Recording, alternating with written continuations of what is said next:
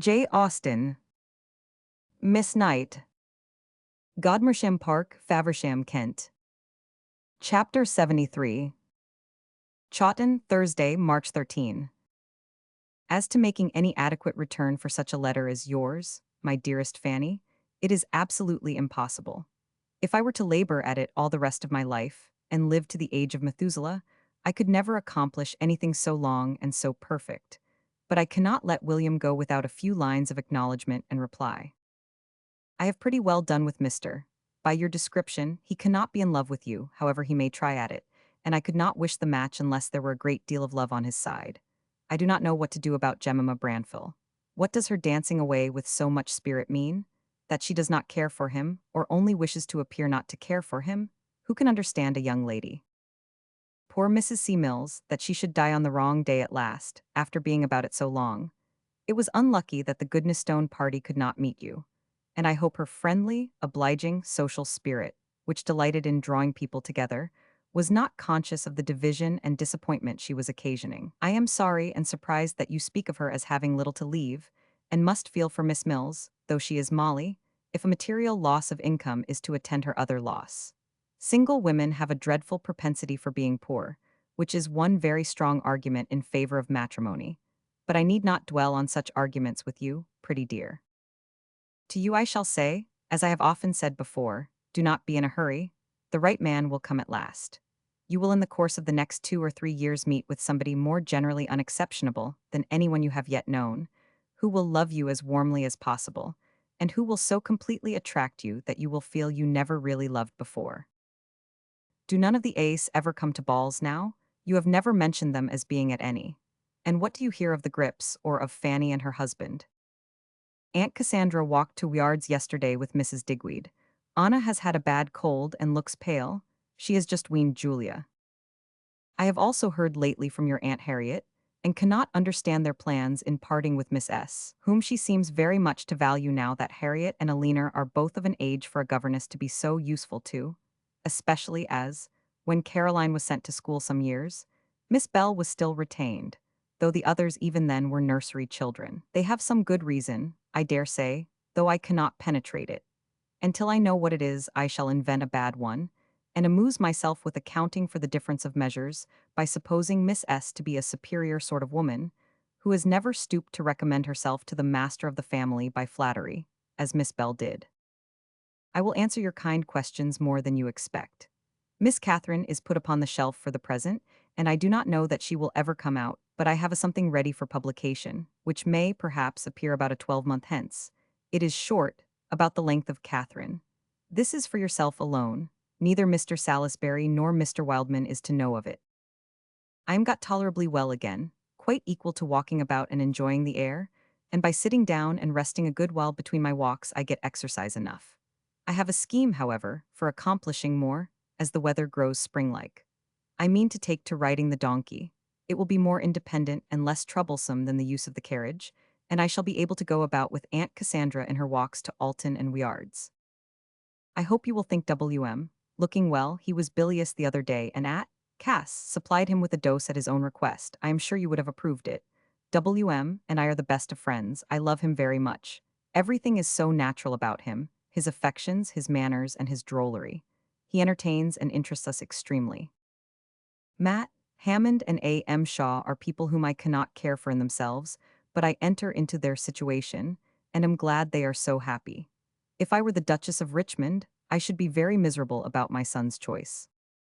Our fears increase for poor little Harriet. The latest account is that Sir Ev. Home is confirmed in his opinion of there being water on the brain. I hope heaven, in its mercy, will take her soon. Her poor father will be quite worn out by his feelings for her. He cannot spare Cassie at present. She is an occupation and a comfort to him. Chapter 74. Chawton, Sunday, March 23. I am very much obliged to you, my dearest Fanny, for sending me Mr. W.'s conversation. I had great amusement in reading it, and I hope I am not affronted, and do not think the worse of him for having a brain so very different from mine. But my strongest sensation of all is astonishment at your being able to press him on the subject so perseveringly, and I agree with your papa that it was not fair. When he knows the truth, he will be uncomfortable. You are the oddest creature. Nervous enough in some respects, but in others perfectly without nerves. Quite unrepulsable, hardened, and impudent. Do not oblige him to read any more. Have mercy on him, tell him the truth, and make him an apology. He and I should not in the least agree, of course, in our ideas of novels and heroines. Pictures of perfection, as you know, make me sick and wicked, but there is some very good sense in what he says, and I particularly respect him for wishing to think well of all young ladies. It shows an amiable and a delicate mind. And he deserves better treatment than to be obliged to read any more of my works. Do not be surprised at finding Uncle Henry acquainted with my having another ready for publication. I could not say no when he asked me, but he knows nothing more of it. You will not like it, so you need not be impatient. You may perhaps like the heroine, as she is almost too good for me. Many thanks for your kind care for my health. I certainly have not been well for many weeks, and about a week ago I was very poorly. I have had a good deal of fever at times, and in different nights, but I am considerably better now, and am recovering my looks a little, which have been bad enough, black and white and every wrong color. I must not depend upon being ever very blooming again. Sickness is a dangerous indulgence at my time of life. Thank you for everything you tell me. I do not feel worthy of it by anything that I can say in return, but I assure you my pleasure in your letters is quite as great as ever, and I am interested and amused just as you could wish me. If there is a Miss Marston, I perceive whom she will marry. Evening, I was languid and dull and very bad company when I wrote the above. I am better now, to my own feelings at least, and wish I may be more agreeable. We are going to have rain, and after that very pleasant genial weather, which will exactly do for me, as my saddle will then be completed, and air and exercise is what I want. Indeed, I shall be very glad when the event at Scarlett's is over.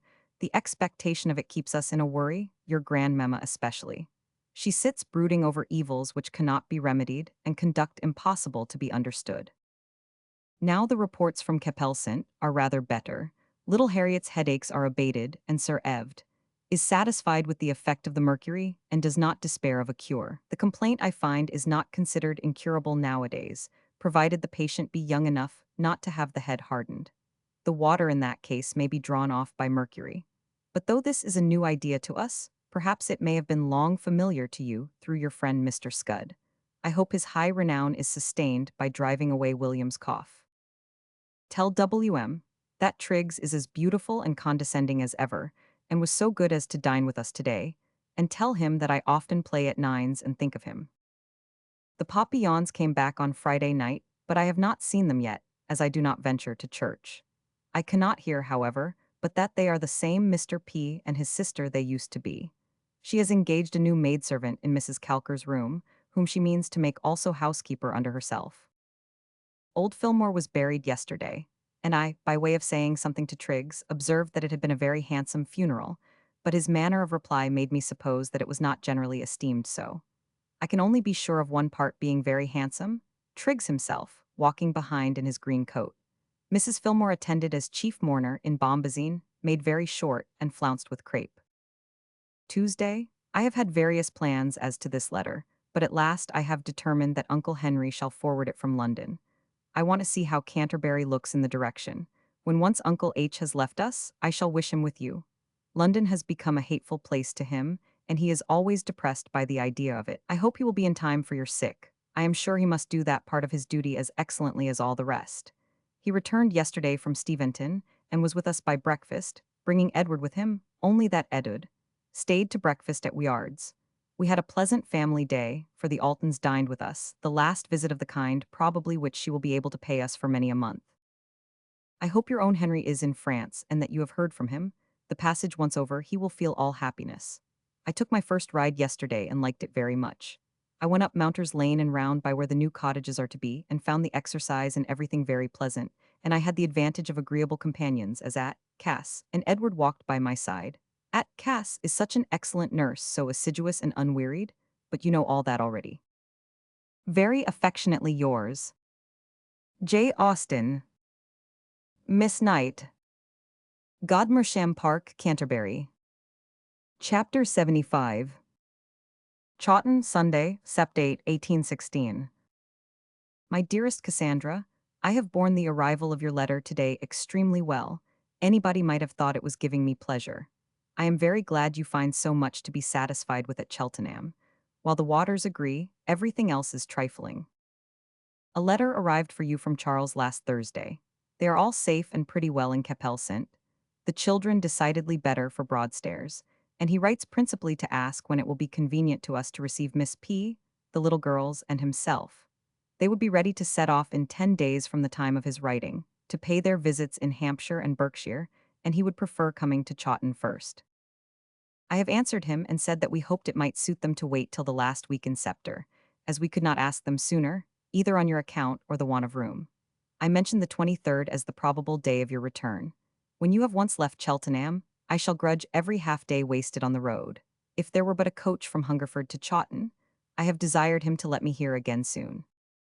He does not include a maid in the list to be accommodated, but if they bring one, as I suppose they will, we shall have no bed in the house even then for Charles himself, let alone Henry. But what can we do? We shall have the GT house quite at our command. It is to be cleared of the Papillon servants in a day or two. They themselves have been hurried off into Essex to take possession, not of a large estate left them by an uncle, but to scrape together all they can, I suppose, of the effects of a Mrs. Rawstorn, a rich old friend and cousin suddenly deceased, to whom they are joint executors. So there is a happy end of the Kentish Papillons coming here. No morning service today, wherefore I am writing between 12 and 1 o'clock. Mr. Ben in the afternoon, and likewise more rain again, by the look and the sound of things. You left us in doubt of Mrs. Ben's situation, but she has bespoke her nurse. The F.A.'s dined with us yesterday, and had fine weather both for coming and going home, which has hardly ever happened to them before. She is still unprovided with a housemaid. Our day at Alton was very pleasant, venison quite right, children well behaved, and Mr. and Mrs. Digweed taking kindly to our charades and other games. I must also observe, for his mother's satisfaction, that Edward at my suggestion devoted himself very properly to the entertainment of Miss S. Gibson. Nothing was wanting except Mr. Sweeney, but he, alas, had been ordered away to London the day before. We had a beautiful walk home by moonlight. Thank you, my back has given me scarcely any pain for many days. I have an idea that agitation does it as much harm as fatigue, and that I was ill at the time of your going from the very circumstance of your going. I am nursing myself up now into as beautiful a state as I can, because I hear that Dr. White means to call on me before he leaves the country. Evening, Frank and Mary and the children visited us this morning. Mr. and Mrs. Gibson are to come on the 23rd, and there is too much reason to fear they will stay above a week. Little George could tell me where you were gone to, as well as what you were to bring him, when I asked him the other day. Sir, though Miller is dead, I treat you with a dead baronet in almost every letter. So you have C. Craven among you, as well as the Duke of Orleans and Mr. Pocock. But it mortifies me that you have not added one to the stock of common acquaintance. Do pray meet with somebody belonging to yourself. I am quite weary of your knowing nobody. Mrs. Digweed parts with both Hannah and old Cook. The former will not give up her lover, who is a man of bad character. The latter is guilty only of being unequal to anything. Miss Terry was to have spent this week with her sister, but as usual it is put off. My amiable friend knows the value of her company. I have not seen Anna since the day you left us. Her father and brother visited her most days. Edward and Ben called here on Thursday. Edward was in his way to Selborne. We found him very agreeable. He has come back from France, thinking of the French as one could wish, disappointed in everything. He did not go beyond Paris. I have a letter from Mrs. Perigord. She and her mother are in London again. She speaks of France as a scene of general poverty and misery. No money, no trade, nothing to be got but by the innkeepers, and as to her own present prospects, she is not much less melancholy than before. I have also a letter from Miss Sharp, quite one of her letters. She has been again obliged to exert herself more than ever, in a more distressing, more harassed state, and has met with another excellent old physician and his wife, with every virtue under heaven, who takes to her and cures her, from pure love and benevolence. Dr. and Mrs. Storer are their Mrs. and Miss Palmer, for they are at Bridlington. I am happy to say, however, that the sum of the account is better than usual. Sir William is returned. From Bridlington they go to Chevet, and she is to have a young governess under her. I enjoyed Edward's company very much, as I said before, and yet I was not sorry when Friday came. It had been a busy week, and I wanted a few days' quiet and exemption from the thought and contrivancy which any sort of company gives. I often wonder how you can find time for what you do, in addition to the care of the house, and how good Mrs. West could have written such books and collected so many hard words, with all her family cares, is still more a matter of astonishment. Composition seems to me impossible with a head full of joints of mutton and doses of rhubarb. Monday, here is a sad morning. I fear you may not have been able to get to the pump. The 2 last days were very pleasant. I enjoyed them the more for your sake, but today it is really bad enough to make you all cross. I hope Mary will change her lodgings at the fortnight's end. I am sure, if you looked about well, you would find others in some odd corner to suit you better. Mrs. Potter charges for the name of the Hyacinth. Success to the pianoforte? I trust it will drive you away. We hear now that there is to be no honey this year. Bad news for us. We must husband our present stock of mead, and I am sorry to perceive that our 20 gallons is very nearly out. I cannot comprehend how the 14 gallons could last so long. We do not much like Mr. Cooper's new sermons. They are fuller of regeneration and conversion than ever, with the addition of his zeal in the cause of the Bible Society.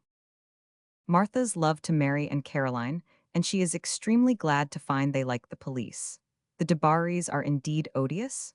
We are to see my brother tomorrow, but for only one night. I had no idea that he would care for the races without Edward. Remember me to all.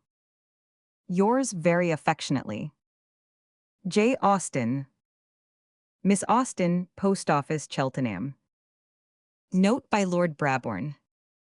I insert here a letter of Jane Austen's written backwards, addressed to her niece Cassie, daughter of Captain Charles Austen, afterwards Admiral, when a little girl. Chapter 76. Imreed usek, I hsu oya ipa wenri. Roisai sniswak imak array yadretsi, DNA daich asip fo ekek. Sit si eltaluseks yadtrib, DNA asir desri DLO, narf sanujab ninral nidal yodif nibber of ninram. Illas netfo siriakni rit fawe. Illas moneb satag a wen nir genwag. Teratiachink semak irav yadat der at tinua ardnesek. Dug ib imreed usek. Tinua ardnesek is dines retsebival, DNA asio adla. Roy etanoitsefa tinua. Anaj netsua. Notwalk naj 8. Note by Lord Brabourne. In January 1817, she wrote of herself as better and able to walk into Alton, and hoped in the summer she should be able to walk back. In April, her father, in a note to Mrs. Lefroy, says, I was happy to have a good account of herself written by her own hand, in a letter from your Aunt Jane. But all who love, and that is all who know her, must be anxious on her account. We all know how well grounded that anxiety was, and how soon her relations had to lament over the loss of the dearest and brightest member of their family. And now I come to the saddest letters of all, those which tell us of the end of that bright life, cut short just at the time when the world might have hoped that unabated intellectual vigor, supplemented by the experience brought by maturer years, would have produced works if possible even more fascinating than those with which she had already embellished the literature of her country. But it was not to be. The fiat had gone forth. The ties which bound that sweet spirit to earth were to be severed, and a blank left, never to be filled in the family which her loved and loving presence had blessed, and where she had been so well and fondly appreciated. In the early spring of 1817, the unfavorable symptoms increased, and the failure of her health was too visible to be neglected.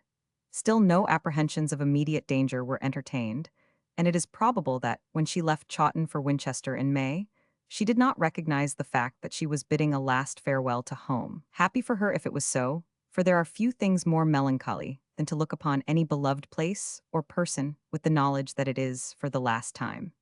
In all probability, this grief was spared to Jane, for even after her arrival at Winchester, she spoke and wrote as if recovery was hopeful, and I fancy that her relations were by no means aware that the end was so near.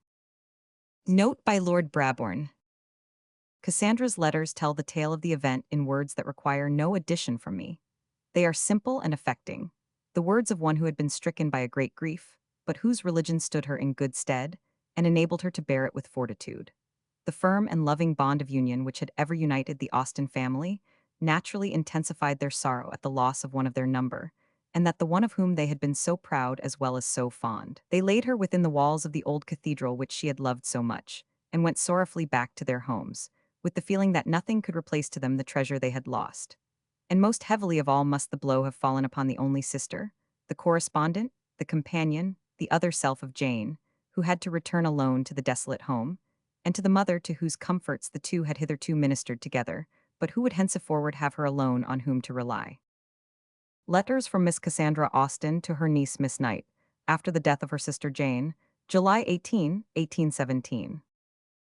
Chapter 77. Winchester, Sunday.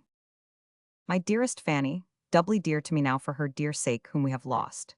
She did love you most sincerely, and never shall I forget the proofs of love you gave her during her illness in writing those kind, amusing letters at a time, when I know your feelings would have dictated so different a style.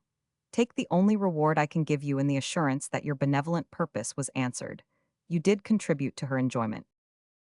Even your last letter afforded pleasure. I merely cut the seal and gave it to her. She opened it and read it herself. Afterwards she gave it to me to read, and then talked to me a little and not uncheerfully of its contents. But there was then a languor about her which prevented her taking the same interest in anything she had been used to do. Since Tuesday evening, when her complaint returned, there was a visible change. She slept more and much more comfortably. Indeed, during the last 8 and 40 hours she was more asleep than awake. Her looks altered and she fell away, but I perceived no material diminution of strength, and though I was then hopeless of a recovery, I had no suspicion how rapidly my loss was approaching. I have lost a treasure, such a sister, such a friend as never can have been surpassed. She was the sun of my life, the gilder of every pleasure, the soother of every sorrow. I had not a thought concealed from her, and it is as if I had lost a part of myself. I loved her only too well, not better than she deserved, but I am conscious that my affection for her made me sometimes unjust to and negligent of others. And I can acknowledge, more than as a general principle, the justice of the hand which has struck this blow. You know me too well to be at all afraid that I should suffer materially from my feelings. I am perfectly conscious of the extent of my irreparable loss, but I am not at all overpowered and very little indisposed. Nothing but what a short time, with rest and change of air, will remove. I thank God that I was enabled to attend her to the last, and amongst my many causes of self-reproach, I have not to add any wilful neglect of her comfort. She felt herself to be dying about half an hour before she became tranquil and apparently unconscious. During that half hour was her struggle, poor soul. She said she could not tell us what she suffered, though she complained of little fixed pain. When I asked her if there was anything she wanted, her answer was she wanted nothing but death, and some of her words were, "God grant me patience, pray for me, oh pray for me." Her voice was affected, but as long as she spoke she was intelligible. I hope I do not break your heart, my dearest Fanny, by these particulars. I mean to afford you gratification whilst I am relieving my own feelings. I could not write so to anybody else. Indeed, you are the only person I have written to at all, excepting your grandmamma. It was to her, not your Uncle Charles, I wrote on Friday.